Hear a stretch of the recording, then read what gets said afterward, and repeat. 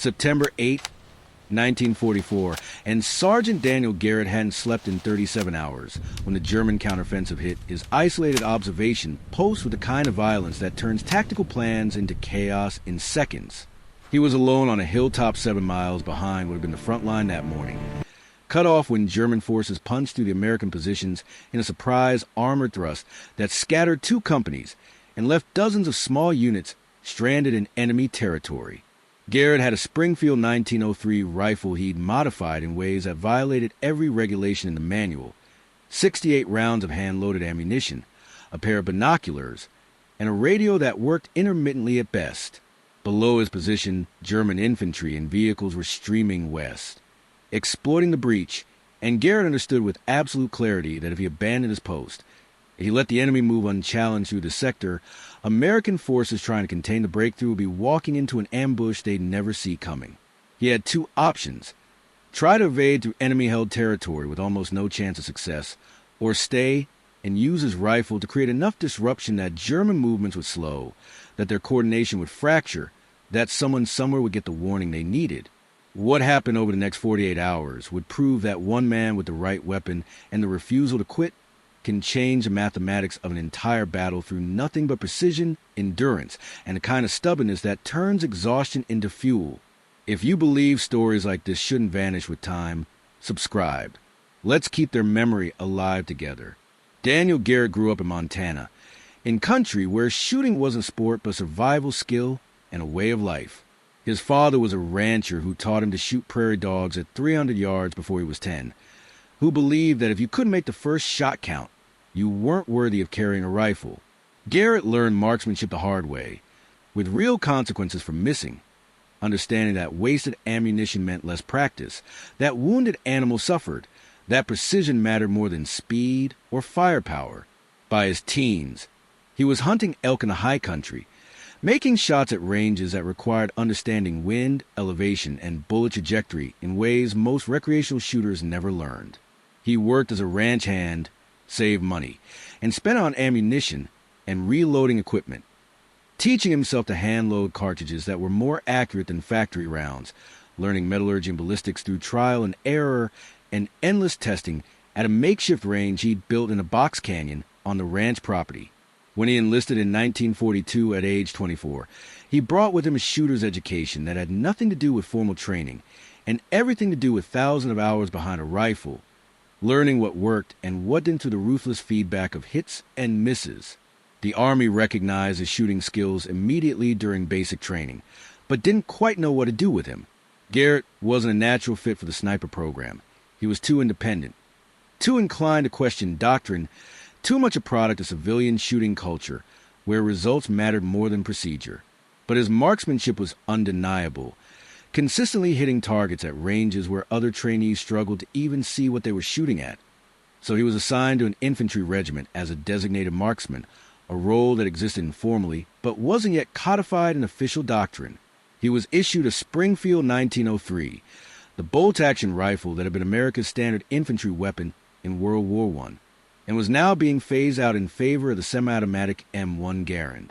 The Springfield was slower to shoot, holding only 5 rounds compared to the Garand's 8, but it was more accurate in the hands of a skilled rifleman, capable of precision that the Garand couldn't match. Garrett took the Springfield and immediately began modifying it, using techniques he'd learned in Montana and improvising new ones based on a rifle's specific characteristics. The modification started with the barrel bedding, the critical interface between the metal barrel and the wooden stock. The factory Springfield had the barrel making contact with the stock at several points, which meant the barrel's harmonics, the vibration pattern where a round was fired, changed depending on temperature, humidity, and how tightly the stock was held. Garrett relieved the barrel channel using borrowed woodworking tools, then carefully glass-bedded the action, and the first 3 inches of barrel, using epoxy resin mixed with carbon black, he scraped from engine parts. The result was a completely stable platform where the barrel floated free except for the precisely bedded section, ensuring consistent vibration with every shot. Next came the trigger, which from the factory broke at around 5.5 pounds with noticeable creep and grittiness. Garrett disassembled the trigger assembly in the barracks one night. using a small whetstone and jeweler's files to stone the sear engagement surfaces, polishing them until the trigger broke clean at just under 3.5 pounds. Light enough for precision, but heavy enough to be combat safe. He adjusted the trigger spring tension, tested the trigger hundreds of times to ensure it wouldn't fire accidentally, and ended up with a mechanism that broke like glass, crisp and predictable every single time. The iron sights received the same meticulous attention. Garrett blackened all metal surfaces around the sights using gun bluing compound, eliminating glare that could blur his sight picture in bright conditions. He carefully adjusted the rear sight windage using brass shims thinner than paper, centering the point of impact precisely. He polished the sight notch to remove any burrs or irregularities that could catch the eye, and he marked elevation adjustments on the sight ladder with tiny reference notches. He filed himself, giving him repeatable zero settings for different ranges without needing to think about the adjustments. The front sight blade he left mostly alone, but he narrowed it very slightly using a fine file, sharpening the sight picture without making the blade so thin it would be fragile. Every modification was tested extensively during training, verified across multiple shooting sessions, adjusted based on real performance rather than theory. By the time Garrett shipped to Europe in June 1944, his Springfield was no longer a standard-issue rifle, but a precision instrument capable of consistent accuracy to 600 yards or more, hitting within a 4-inch circle if Garrett did his part behind the trigger. He landed in France in July, part of the infantry divisions pushing east from the Normandy beachhead, and quickly established himself as the soldier who could make shots others couldn't even attempt. His role in the company was straightforward: engage high-value targets at extended range, provide overwatch for advancing infantry, suppress enemy positions with precisely aimed fire, and function as a force multiplier by reaching out beyond the effective range of standard riflemen. He wasn't a sniper in the traditional sense. He didn't operate independently, didn't go on deep reconnaissance missions, but he was close, a precision shooter embedded with line infantry. The other men learned to trust his shooting, learned that when Garrett said he could hit something, he would hit it, learned to coordinate their movements around the suppression his rifle provided. He was quiet, methodical, spent his limited downtime cleaning his rifle and hand-loading ammunition when he could scrounge components from company supply or trading with other units. His ammunition was loaded to exact specifications, each round measured and assembled tolerances that ensured ballistic consistency, and he kept meticulous notes on how each load performed under different conditions. By early September 1944, the Allied advance across France was moving fast, exploiting the German retreat after the breakout from Normandy. Garrett's division was part of pursuit, pushing east toward the German border, and the fighting had shifted from the grinding attrition of the hedgerows to more fluid, fast-moving engagements where speed and initiative mattered as much as firepower. On September 7th, Garrett's company was tasked with establishing observation posts along a ridgeline overlooking a valley that intelligence identified as a likely German withdrawal route. The positions were thinly held. The company was spread over miles of terrain, but the mission was straightforward: watch for enemy movement, call in artillery if major forces appeared, and hold the observation post long enough for follow-on units to secure the sector. Garrett was assigned to a hilltop observation post with 2 other soldiers, given a radio, binoculars, and instructions to report anything significant. The position offered excellent visibility across the valley and the road network below, perfect for spotting enemy movement, and the 3 soldiers dug in and settled down to wait. The German counteroffensive began around 0300 hours on September 8th, and the first indication Garrett had that something catastrophic was happening was the sound of tank engines and the crackle of small arms fire echoing from the valley below, far closer than any German forces should have been. Within 30 minutes, the radio was bringing fragmented reports of German armor breaking through American positions, of companies being overrun or scattered, of the front line collapsing faster than anyone could respond to. Garrett tried to raise battalion headquarters, tried to get orders, but the radio was spotty at best, atmospheric conditions or enemy jamming making communication almost impossible. The 2 soldiers with him, both replacements who'd been with the company less than a week, were panicking, wanting to abandon the post and try to reach friendly lines before they were surrounded. Garrett considered it, understood the logic, but he also understood that abandoning the post meant no one would know what the Germans were doing in this sector, meant American units would be operating blind, meant more men would die in ambushes and firefights they never saw coming. He told the 2 soldiers to go, to try to make it back and report what they'd seen. He would stay, would keep trying to get intelligence out via the radio, would do what he could to slow the German advance. The 2 men left, moving fast in the pre-dawn darkness, and Garrett never saw them again. He learned later they'd been captured within 2 miles of the observation post. Garrett was alone then, truly alone, on a hilltop that was about to become surrounded by enemy forces, with a rifle and enough ammunition to last maybe one engagement if he was lucky. He should have felt fear, should have felt the crushing weight of isolation, but what he felt instead was a strange clarity, the same focus he'd experienced hunting elk in Montana, when everything came down to one shot at extreme range, when there was no room for doubt or hesitation, only the mechanics of the task and the will to execute it perfectly. As dawn broke, Garrett glassed the valley below and understood the scale of what was happening. German forces, probably a reinforced battle group built around tanks and mechanized infantry, were streaming through the breach in the American lines, moving west with speed and coordination that spoke to careful planning. This wasn't a disorganized retreat or a probing attack. This was a deliberate counteroffensive, and if it succeeded, it would cut off American units, disrupt the entire operational plan, and buy the Germans time to establish new defensive positions. Garrett counted at least 40 vehicles in the first hour of observation, along with several hundred infantry moving on foot or riding on tanks and half-tracks. The road below his position was a main supply route for the German column, and a hilltop gave Garrett perfect observation of their movements. He tried the radio again, managed to get through to what sounded like a rear echelon unit, and reported what he was seeing. The transmission was broken, fragmentary, but he got enough through that someone somewhere knew German armor was pushing through the sector. Then he made his decision. He couldn't stop the German advance. One man with a rifle couldn't do that, but he could make it slower, more cautious, more costly. He could engage leadership targets, force the Germans to disperse and take cover, disrupt their coordination enough that their momentum would bleed away. It was tactically insane, a suicide mission by any reasonable analysis. But Garrett had 68 rounds of precision ammunition and a rifle that could reach out to 600 yards with lethal accuracy, and he had the high ground and the skill to use both. He selected his first target carefully, a German officer standing beside a half-track about 450 yards downslope, clearly directing traffic and coordinating the movement of forces. The range was well within Garrett's capability. The morning air was still and the light was good. He settled into a prone position, controlled his breathing, felt the trigger brake, and sent a round downrange. The German officer collapsed, and the movement around the half-track immediately turned chaotic as soldiers dug for cover. Garrett worked the bolt, chambered another round, and scanned for a follow-up target.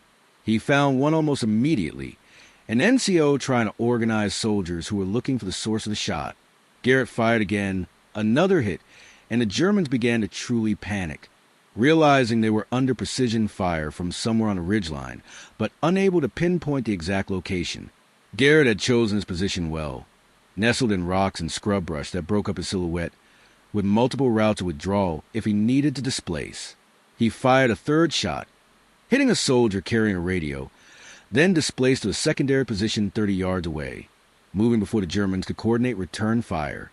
From the new position, he engaged again, hitting a machine gun crew that was setting up to suppress the hillside. Each shot was deliberate, each target chosen for maximum disruption. Leaders, radio operators, heavy weapons crews, anyone whose death would degrade German coordination and force them to slow down and take defensive measures. For the next 4 hours, Garrett fought a methodical battle, firing from multiple positions, always displacing after 2 or 3 shots, never giving the Germans a static target to suppress or assault. He engaged vehicles when he saw vulnerable targets, a tank commander exposed in his hatch at 400 yards, a truck driver through the windscreen at 380 yards, an officer standing beside an armored car at 520 yards.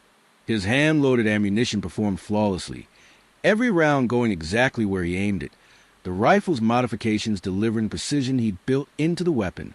By noon, he'd fired 32 rounds and scored 29 hits, and the German column that had been moving with speed and confidence was now moving cautiously, with infantry dismounted and screening the vehicles, with constant stops to search for the sniper that was killing their officers and specialists. Garrett's one-man disruption campaign wasn't stopping the German advance, but was slowing it dramatically, giving American forces time to organize a coherent response to the breakthrough. Around 1300 hours, exhaustion started to become a real problem. Garrett had been awake for more than 40 hours, had been in combat for 10 of those hours, and his body was beginning to fail him. His hands were shaking slightly from fatigue and dehydration. His vision was blurring at the edges, and he was making mistakes he wouldn't normally make, misjudging ranges, taking longer to acquire targets, losing track of how many rounds he'd fired. He forced himself to drink water from his canteen, to eat a ration even though his stomach was knotted with adrenaline, to take a few minutes to rest and let his body recover. But he couldn't rest long because the Germans were still moving through the valley, and every vehicle that passed unmolested was one more threat to American forces trying to contain the breakthrough. He resumed shooting, now more conservative with ammunition, taking only the highest value targets, making every shot count because he was down to 36 rounds and didn't know how long he'd need to make them last. The afternoon brought new challenges. German forces began actively hunting for him, sending infantry patrols up the hillside to locate and eliminate the sniper.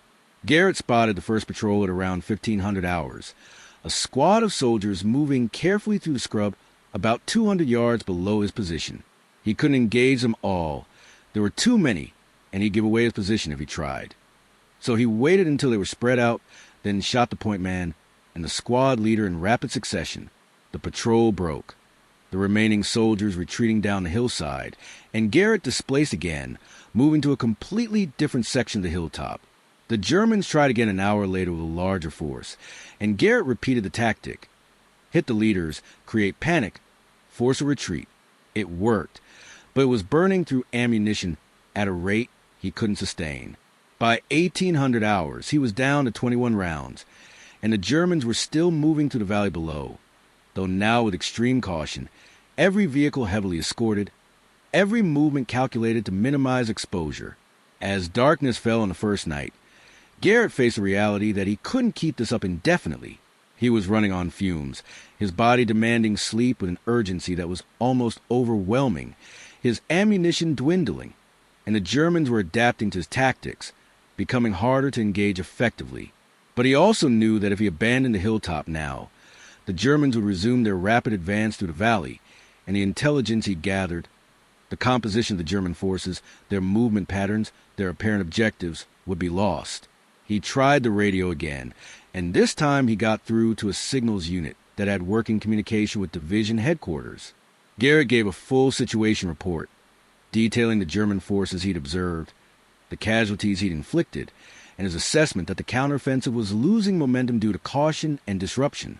The officer on the other end told him to evade if possible, that American forces were organizing a counterattack, but it would be at least 24 hours before they could reach his sector. 24 hours. Garrett had 21 rounds of ammunition and hadn't slept in almost 2 days. The math was grim, but the mission was clear. Hold the hilltop, continue disrupting German operations, and survive long enough for relief to arrive. The second day began at dawn on September 9th, and Garrett was operating in a state that was beyond ordinary exhaustion, a place where the body continues functioning through sheer will and muscle memory, while the mind floats in a strange, detached fog. He'd managed maybe 30 minutes of actual sleep during the night, brief periods where unconsciousness claimed him whether he wanted it or not, but he'd forced himself to stay alert, to keep watch, to prevent the Germans from using the darkness to advance unchallenged. As light returned to the valley, he resumed his position and began glassing for targets. The German column was still there, still moving, but now with even more caution. Infantry spread wide on both flanks, vehicles bunched up in defensive formations rather than strung out in efficient marching order. Garrett's campaign of precision fire had forced him into postures that were tactically sound but operationally slow, and slow was exactly what Garrett needed them to be. He engaged throughout the morning, firing from positions he'd used the day before and new ones he prepared during the night. A German officer at 460 yards, directing forces from beside a half-track. A radio operator at 390 yards, trying to coordinate movements. A scout observing the hillside through binoculars at 540 yards. the longest shot Garrett attempted that day, threading the bullet through wind that was starting to pick up as the morning heated. Each shot was harder than the last because Garrett's hands wouldn't quite steady, because his eyes were burning from fatigue and strain, because his body was shutting down systems to conserve energy and his fine motor control was degrading. But the fundamentals were still there. The thousands of hours of practice that had turned shooting into something closer to reflex than conscious action, and the rifle still performed exactly as he'd built it to perform. By noon on the second day, Garrett had fired all but 7 rounds, and his tally of confirmed hits had reached 41 enemy soldiers killed over the course of approximately 33 hours of sustained combat. That's when the German forces made their final attempt to eliminate him. A full platoon, probably 40 men, began advancing up the hillside in a coordinated assault supported by machine gun fire from below. Garrett watched them come, understood that he couldn't stop them all, and made his decision. He would engage until his ammunition was exhausted, inflict what casualties he could, then evade if possible or fight them hand-to-hand if evasion failed. He had his rifle, a pistol with 2 magazines, a knife, and whatever strength remained in his exhausted body. The Germans advanced in good order, using cover, suppressing suspected positions with concentrated fire, and Garrett waited until they were at 400 yards before he began shooting. He hit the platoon leader first, then shifted to a soldier carrying what looked like a radio.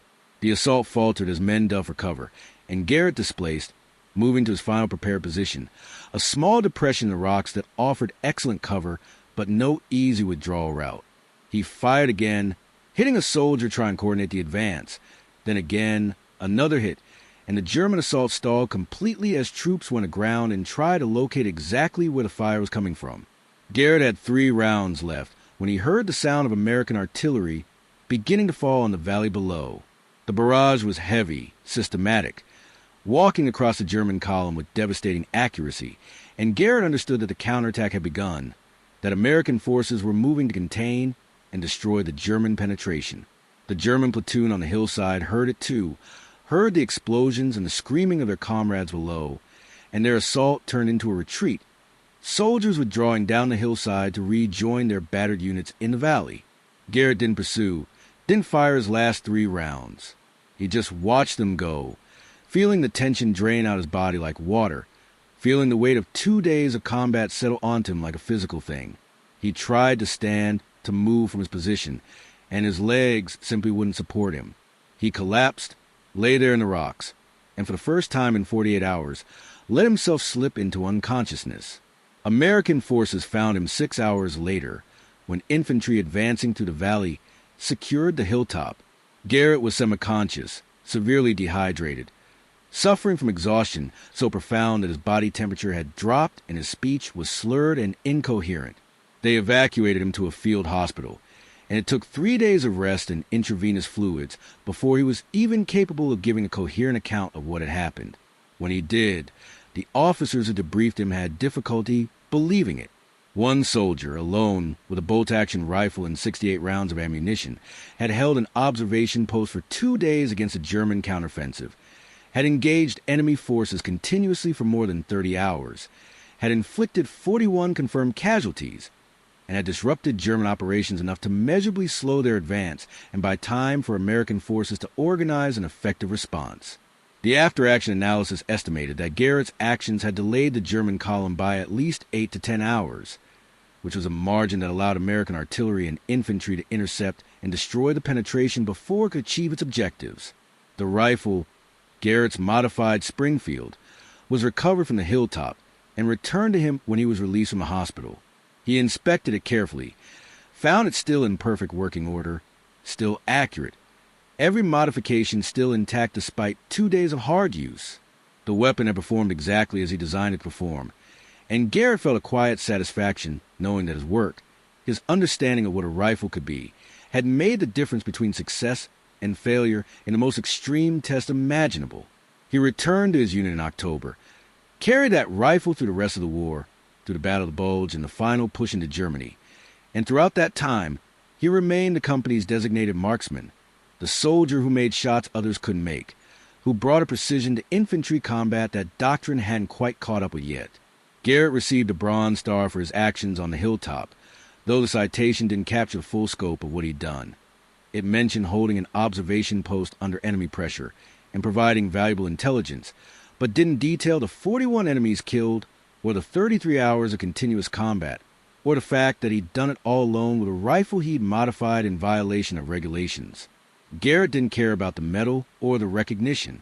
What mattered to him was that the mission had succeeded, that his shooting had made a difference, that the rifle he'd built had proven itself under conditions that would have broken lesser weapons.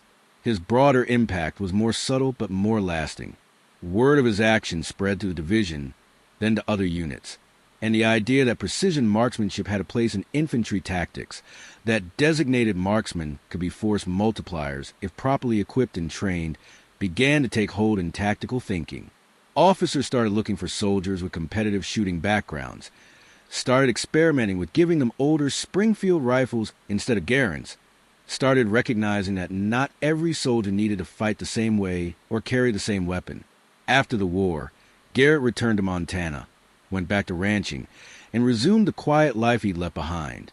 He kept the rifle, his modified Springfield, and occasionally took it to the remote range he'd built years earlier, firing groups to verify that the accuracy was still there, that the modification still held. They did, always, because the work had been done right and the rifle had been built to last. He married, raised children, lived to see the Cold War come and go, and died in 1998 at age 80, taking with him memories of 2 days in September 1944, when he'd proven that one man with the right weapon and the refusal to quit could change the outcome of battle through nothing but skill and endurance. His family donated the rifle to a military museum, and it sits there now in a display case, accompanied by a small plaque that reads, Springfield 1903 rifle, modified and used by Sergeant Daniel Garrett, September 8 to 9, 1944. 41 confirmed enemy casualties, 48 hours of continuous combat, 0 friendly losses. Visitors walk past it without understanding what they're seeing, without recognizing that the worn metal and would represent something fundamental about the nature of warfare, that technology and doctrine matter less than the human being behind the weapon, that mastery and what can overcome overwhelming odds, that what seems impossible is often just untested. The hilltop where Garrett made his stand is still there, overgrown now, indistinguishable from 1,000 other hills in that region of France. The valley below is peaceful, farmland and small towns, with no indication that it was once a killing ground where a Montana rancher turned soldier held off an enemy force through 2 days of methodical, precise violence. But the lesson of Garrett's action echoes forward through every conflict where outnumbered soldiers have used skill and determination to achieve results that firepower alone couldn't deliver. The designated marksman programs in modern military units, the emphasis on marksmanship as a core infantry skill, the recognition that precision has strategic value, all of these owe something to soldiers like Garrett who proved under fire that one accurate shot matters more than 100 rounds fired without purpose. Garrett didn't seek recognition, didn't write memoirs or give interviews about his experience. He just went back to his life and carried with him the knowledge that when everything came down to him alone on a hilltop with a rifle and a mission, he'd done what needed to be done and done it better than anyone had the right to expect. That's not heroism in the Hollywood sense. It's something quieter and more profound. The story of a craftsman who understood his tools so completely that he could turn an obsolete rifle into the most effective weapon on a battlefield, and then use it with precision that redefined what one man could accomplish when the only options were endurance or death. Where are you watching this story from? Comment below. If this story moved your heart, even once, subscribe. It's the least tribute we can give to men like him,